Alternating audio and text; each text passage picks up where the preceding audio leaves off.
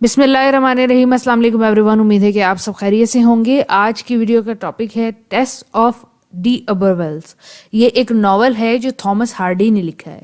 आज की इस वीडियो में हमने थॉमस हार्डी की बायोग्राफी को डिस्कस करेंगे, क्योंकि एग्जाम में अगर कोई सवाल आता है तो राइटर के बारे में अक्सर पूछ लिया जाता है, इसलिए इंपॉर्टेंट है। इसके बाद हम टेस्ट ऑफ डी अबरवेल का स्ट्रक्चर देखेंगे, समरी, थीम, एनालिसिस करेंगे।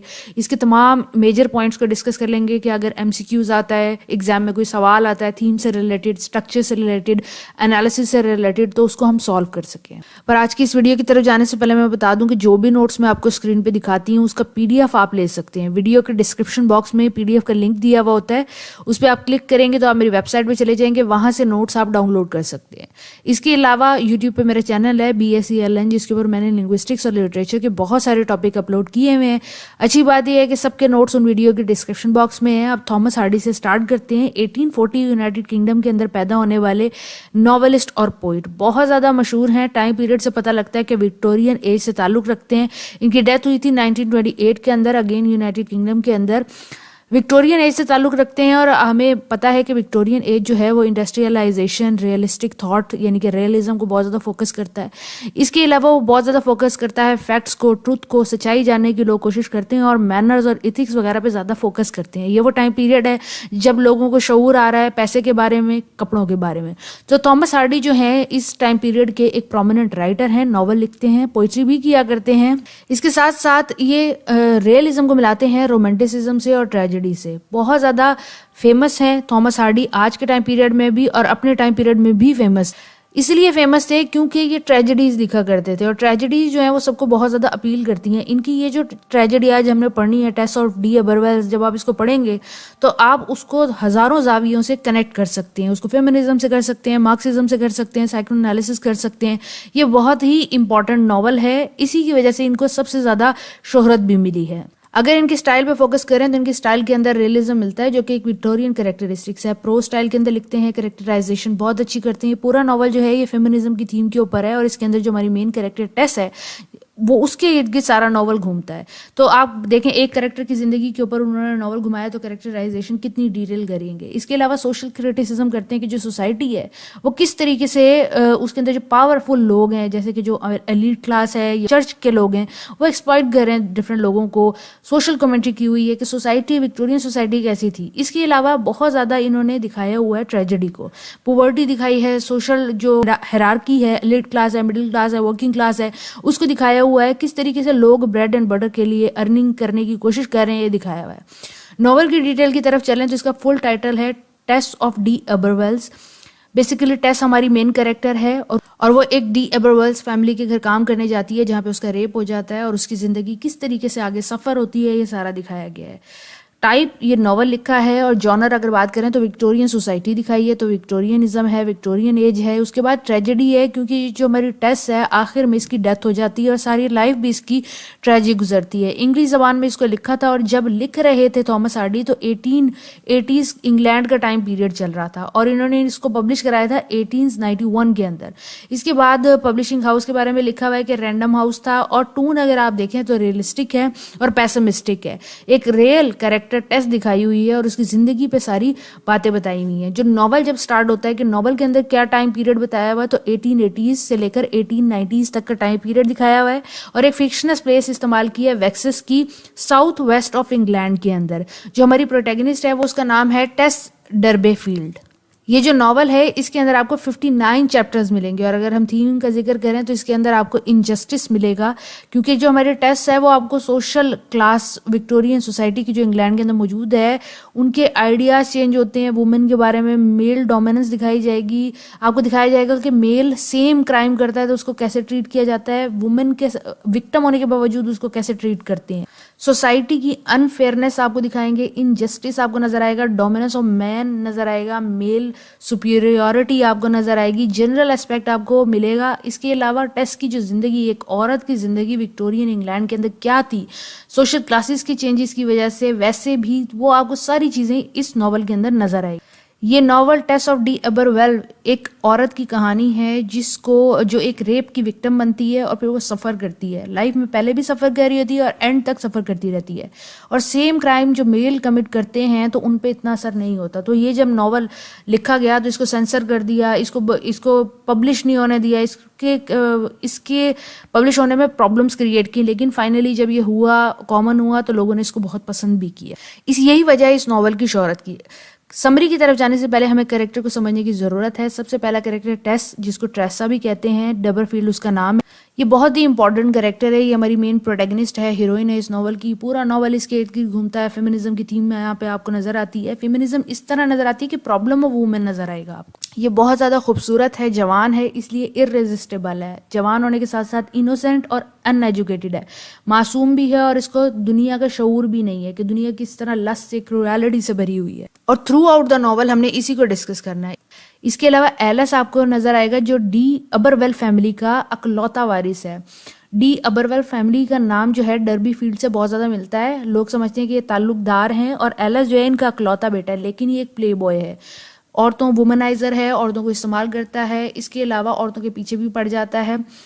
टेस का ये रेप करता है और उससे टेस का एक बच्चा भी पैदा होता है, लेकिन इसे पता नहीं होता। टेस अपने माँ बाप के घर क्योंकि चली जाती है। एलिस जो है एंड तक टेस का पीछा नहीं छोड़ता। आखिर के अंदर दिखाया जाता है कि जो टेस है उसने एलिस को मार दिया होता है, जिसकी वजह से टेस को भी आखिर में फांसी लगती है। तो ये जो टेस की जिंदगी में आधी ट्रेजेडी होती है, ये एलिस की वजह से होती है। इसके अलावा फिर जो थर्ड कैरेक्टर मेरे पास मौजूद है वो एंजल क्लेयर का है। ये सबसे छोटा बेटा है Parson Clare of minister family का। बेसिकली ये भी जमींदार होते हैं, अमीर लोग होते हैं।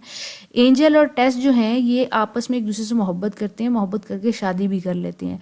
लेकिन एंजल को शादी की रात को पता लगता है कि जो टेस है वो उसका रेप हो चुका है, और उसका एक बच्चा भी था सौरो नाम से, जिसकी डेथ हो गई थी। तो एंजल जो है वो एकदम शॉक में चला जाता है। अगेन वो अपनी बीवी को ये भी बताता है कि मेरे भी पास में अफेयर रहे हैं, जिस पर टेस तो से माफ कर देती है, लेकिन एंजल टेस को माफ नहीं कर पाता, और एंजल जो है टेस को छोड़ के चला जाता है। कहानी के एंड में वापस आता है, इसको रियलाइजेशन होती भी है, लेकिन जब तक बहुत देर हो चुकी होती है। इसके बाद जो टेस का फादर है उसका नाम है जॉन डर्बेफील्ड। ये जो बंदा है ये एक मिडिल क्लास मैन है। ये अपने घर में खाना भी पूरा नहीं कर पाता, अनएजुकेटेड है, घोड़ा चलाता है, घोड़े की बग्गी है इसके पास, लोगों की ट्रांसपोर्टेशन का काम करता है, बहुत ज़्यादा ड्रिंकिंग भी करता है, और अपनी फैमिली की जो टेस की ज़िंदगी की जो तबाही है वो ज़्यादातर अपने बाप और माँ की वजह से है। जॉना डबरविल टेस की मदर है। ये इसके पास 7 बच्चे हैं टेस के अलावा, तो इसे बस हर वक्त यही पड़ी रहती है कि मैं खाना कैसे पूरा करूं। तो टेस की ज़िंदगी में जो भी प्रॉब्लम्स आती हैं ये उसको कहती है कि इग्नोर करो, बस पैसे कमाने पे अपनी नज़र रखो, जिसकी वजह से टेस की ज़िंदगी ज़्यादा बर्बाद भी होती है। इसके अलावा डर्बे फैमिली की और भी बच्चे हैं, जैसे कि Liza, Louisa, Ibrahim, Hope, Modesty, ये सब इनके बच्चे हैं। और जब टेस का रेप होता है तो उसके बाद उसका एक बच्चा भी पैदा होता है, जिसका वो नाम सौरो रखती है। आखिर में उसकी भी डेथ हो जाती है। इसके अलावा फर्दर माइनर कैरेक्टर हैं, जैसे कि मेन हमारा जो प्रोटैगनिस्ट है एंजल, उसके पेरेंट्स हैं mister and missus Parson Clare, फिर एलिस की मदर है। तो ये वो कैरेक्टर हैं जो माइनरली आएंगे, इनको हम माइनर तरीके से ही समरी के अंदर डिस्कस कर लेंगे। कहानी जैसे ही स्टार्ट होती है टेस डर्बेफील्ड दिखाई जाती है कि वो एक गांव के अंदर रहती है। गांव जो है वो मॉर्लोट है और साउथ वेस्ट इंग्लैंड के अंदर वाक़ है। और मे डे का सीन दिखाया जाता है कि मे डे का इवेंट होता है, वहाँ पे डांस कर रहे होते हैं सारे लोग, जो मेल है वो फीमेल के साथ डांस कर रहे होते हैं, कपल डांस वगैरह। वहाँ पे टेस भी मौजूद होती है। टेस भी इंजॉय कर रही होती है कि वो अचानक से एक आदमी को देखती है जिससे वो बहुत ज़्यादा पसंद करने लगती है, यानी कि उसको वो अच्छा लगता है उसकी आंखों को। उसका नाम होता है एंजल क्लेयर। ये बहुत लंबी चौड़ी मुलाकात नहीं होती, बस एक इंटरेक्शन होता है मेन प्रोटैगनिस्ट एंजल क्लेयर से। उसके बाद एंजल क्लेयर भी चला जाता है और टेस भी चली जाती है। ऑन द अदर हैंड दिखाया जाता है कि टेस की फैमिली बहुत ज़्यादा गरीब है। उनके पास एक घोड़ा है जिससे ट्रांसपोर्टेशन करके वो पैसे कमाते हैं। पहले उसका बाप उसको यूज़ करता था, जब वो बीमार पड़ जाता है तो टेस उसको यूज़ करती है। और फिर ये दिखाया जाता है कि जो एक दिन उसका बाप काम कर रहा था तो उसे एक आदमी टकराता है और उसे बताता है कि तुम जो हमारी इंग्लैंड की मशहूर तरीन एक फैमिली है डी अबरवेल्स, उनके रिलेटिव लगते हो, तुम्हारा फैमिली नेम उनसे मिलता जुलता लगता है। वो साथ में ये भी बताता है कि डी अबरवेल फैमिली जो है वो इंग्लैंड की बहुत रिच फैमिलियों के अंदर से एक है। अगरचे अब वो इतनी रिच नहीं रही, लेकिन वो पास्ट के अंदर रहती थी। यानी कि ये जो घोड़ा चलाने वाला है इसका कोई अमीर रिश्तेदार हो सकता है जिनका नाम डी अबरवेल्स है। अब इस आदमी के दिमाग में ये बात आती है कि अगर हम इन रिश्तेदारों से ताल्लुक मरासिम बढ़ाएं तो हो सकता है कि हम भी अमीर हो जाएं। डर्बेफील्ड और उसकी बीवी ये चाहते हैं कि जो टेस है ये डी अबरवेल्स के घर में जाए और वहाँ जाके काम करने लगे, लेकिन टेस इनको इनकार कर देती है। इसके बाद जब टेस का बाप बीमार होता है तो वो घोड़ा चलाती है, घोड़ा चला के काम कर रही होती है। घोड़े का नाम वो प्रिंस रखते हैं, लेकिन टेस की कुछ गलती की वजह वो जो घोड़ा है वो मर जाता है। अब घर के अंदर जो सोर्स ऑफ इनकम था वो भी ख़त्म हो जाता है, तो टेस अपने आप को गिल्टी महसूस कर रही होती है। माँ बाप उसको मना के डी अबरवेल फैमिली के पास भेज जाते हैं और वो पहुंच जाती है। जब वो वहाँ पहुंचती है तो वो एक एलिस नामी लड़के से मिलती है। ये डी अबरवेल फैमिली का अकलौता बेटा होता है और उसे वहाँ पे जाके ये भी पता लगता है कि जो मिसेस डी अबरवेल हैं वो एक बूढ़ी और अंधी खातून है। इसके अलावा घर के अंदर ये एलिस ही मौजूद है, तो टेस पहले तो बहुत ज़्यादा अनकंफर्टेबल होती है। दूसरी बात ये कि जो एलिस है वो टेस को देखते ही सेड्यूस करने की कोशिश करता है, उसे टच करने की कोशिश करता है। वो फ़ौरन उसके ऊपर जैसे कोई हमला कर देता है, इस तरह का हमला सा कर दिया होता है उसने, जिससे टेस और बहुत ज़्यादा इरिटेट हो जाती है। टेस ये सोचती है कि उसे यहाँ काम नहीं करना चाहिए, लेकिन एलिस जो है उसकी फैमिली को लेटर लिख देता है कि मुझे आपकी बेटी जो है वो सही लगती है काम के लिए, तो हम इसे काम के लिए रख रहे हैं। जिस पर टेस जो है उसे मजबूरन इनके घर पे काम करना पड़ता है। जब वो इनके घर पे काम कर भी रही होती है तब भी एलिस उसको काफ़ी हद तक परेशान करता है, जिस पे वो बहुत ज़्यादा अनकंफर्टेबल रहती है और वो यही डिसाइड करती है कि इस एलिस नामी बंदे से मैंने दूर रहना है। एक रात वो एक बार से वापस आ रही होती है, डांस पार्टी से वापस आ रही होती है कि एलिस उसको मिलता है। कहता है हम घर की तरफ इकट्ठे ही तो जा रहे हैं, रात बहुत हो गई है, मैं तुम्हें छोड़ देता हूँ। टेस पहले इनकार करती है लेकिन फिर मान जाती है उसके साथ घर जाने के लिए। जब वो घर जा रहे होते हैं तो उसे पता लगता है कि हम किसी और रास्ते से जा रहे हैं और ये जो जंगल का रास्ता यहाँ से गुजर रहा है, हम तो इस रास्ते से नहीं जाया करते। जिस पर टेस बहुत ज़्यादा गुस्सा होती है एलिस से और कहती है मुझे यहीं पे उतार दो। एलिस उसको वहीं पे उतार देता है और चला जाता है। आधी रात हो जाती है तो टेस रो रो के वहीं पे सो जाती है। एलिस बहुत देर बाद वापस आता है तो देखता है कि टेस अकेली है, तो ये मौके का फ़ायदा उठा के उसका रेप कर देता है और टेस को जंगल में बचाने वाला भी कोई नहीं होता। टेस के साथ जब ये वाकया होता है तो टेस अपने माँ बाप के घर मार्गरेट वापस आ जाती है और वापस आने के कुछ अर्से के बाद उसे पता लगता है कि वो एक बच्चा पैदा करने वाली है, यानी कि जो उसका रेप हुआ था उससे वो अब प्रेग्नेंट है, यानी कि वो बच्चा एलिस का है। टेस को ये जब बात पता लगती है तो वो लोगों से मिलना बिल्कुल ख़त्म कर देती है, गांव के अंदर आना जाना ख़त्म कर देती है बदनामी के डर से, और वो घर पे ही बच्चे को पैदा करती है। लेकिन बच्चा जो पैदा होता है तो वो बहुत ज़्यादा बीमार रहता है। वो इतना बीमार हो चुका होता है कि वो मरने के बस करीब ही होता है। तो टेस को ना एक ख्याल खाता है कि अगर मैंने इसका नाम ना रखा, क्योंकि क्रिश्चियनिटी के अंदर एक कॉन्सेप्ट है कि बाप्टिक पानी से नहलाया जाता है चर्च के अंदर बच्चे को और उसका नाम रखा जाता है ताकि अगर वो मरे तो उसकी सोल जो है वो प्योरीफाई हो सके, जो टेस ने काम नहीं किया होता। यानी कि एक रिलीजियस सी रस्म है बच्चे के पैदा होने पर जो टेस ने नहीं की होती। तो उसे खौफ होता है कि अगर ये मर गया तो इसकी तो जो सोल है वो भटकती रहेगी, वो एक बदरू बन जाएगी। तो टेस जो है वो ज़माने के खौफ को तोड़ते हुए चर्च के अंदर अपने बच्चे को ले जाती है। बीमार बच्चे का नाम भी रखती है। पूरा गांव देखता है कि टेस का एक नजायज़ बच्चा है। उस बच्चे का नाम वो सौरो रखती है, लेकिन वो बच्चा बच नहीं पाता और बच्चा मर जाता है। टाइम गुजरता जाता है, टेस महसूस करती है कि कम्युनिटी के अंदर उसकी अब कोई इज्जत नहीं रही। कम्युनिटी उसको जज करती है और कम्युनिटी ये कहती है कि इसने बिना शादी के बच्चा कैसे पैदा किया। तो टेस ये सोचती है कि वो किसी और गांव जाके कहीं और काम करेगी, वो अपनी नई जिंदगी शुरू करेगी। तो टालबोथे नामी एक डेयरी फार्म के अंदर उसको दूध निकालने वाली का काम मिल जाता है। वो वहाँ पे जाती है, काम करती है, लोग उससे बहुत ज़्यादा खुश हो जाते हैं। वो वहाँ पे दोस्त भी बनाती है, इजी, रेटी और मेरीन को। ये 4 लड़कियां वहाँ पे काम करती हैं कि वहाँ पे एक और आदमी भी काम करता है जिसका नाम है एंजल क्लेयर। टेस उसको देख के पहचान जाती है कि मे डे डांस पे जिस आदमी को मैं देख के पसंद कर रही थी ये वही बंदा है। बेसिकली वो एक अमीर घर का बंदा होता है, पैरसन फैमिली का बेटा होता है, लेकिन वो इस फार्म के अंदर इसलिए काम कर रहा है ताकि वो फार्मिंग के मेथड जान सके, क्योंकि वो एक फार्मर बनना चाहता है। ये 4 लड़कियाँ उससे मोहब्बत में गिरफ्तार हो जाती हैं, लेकिन एंजल जो है वो सिर्फ टेस के अंदर इंटरेस्टेड होता है क्योंकि टेस बहुत ज़्यादा खूबसूरत और इनोसेंट लड़की होती है।